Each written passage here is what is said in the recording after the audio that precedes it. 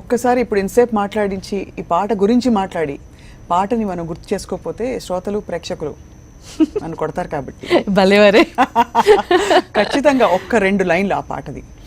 పాట పాడడం అంటే 24/7 నిద్ర లేపినా కూడా చాలా ఇష్టమైన పని ఏంటి అంటే పాట పాడడం.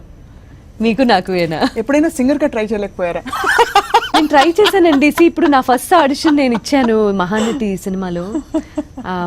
లెట్స్ సీ ఇది ఎలా వర్కౌట్ అవుతుందో చూడాలి. బై గాడ్స్ గ్రేస్ స్వప్న గారు ఎంకరేజ్మెంట్ వల్ల ఈరోజు ఇది జోక్గా మాట్లాడుకున్నా కూడా ఇది పచ్చి నిజం.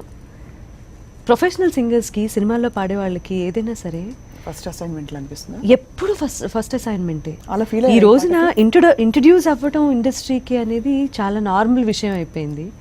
సక్సెస్ అనేది హ్యాండిల్ చేయటం, సస్టైన్ చేయటం అనేది ఈ రోజుల్లో చాలా పెద్ద విషయం అండ్ విశేషం. అద్భుతమైన పాటలు అన్ని బాణీల్లో పాడారు. భక్తి, రక్తి, మాస్, క్లాస్ ఏది వదలలేదు. ఎక్స్ప్రెషన్కి మీకు మీరే సాటి అన్న పేరు మీకు ఎప్పటికీ మిగిలిపోతుంది. అది కలకాలం మిగిలిపోతుంది. మీరన్న ఒక మాటను చూసారా, అది దైవికం అని. అది అంతే. See life is all about ups and downs and profession కూడా మంది ఎప్పుడూ ఒకలా ఉండదు. ఎప్పుడు గ్రాఫ్ సక్సెస్ఫుల్గా ఇలాగే ఉండదు ఆల్వేస్.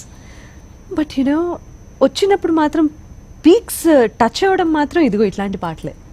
ఒక పాట ఇలా వస్తుంది, ఒక టైంలో మళ్ళీ ఏం సందేహం లేదు పాడిన టైంలో దాని గురించి ప్రతి ఒక్కళ్ళు మాట్లాడుతున్నారు. One of the best songs Telugu ఇండస్ట్రీలో అని చెప్పి అనుకున్నారు. అండ్ అలాంటి అప్లాజే వచ్చింది ఆడియన్స్ నుంచి.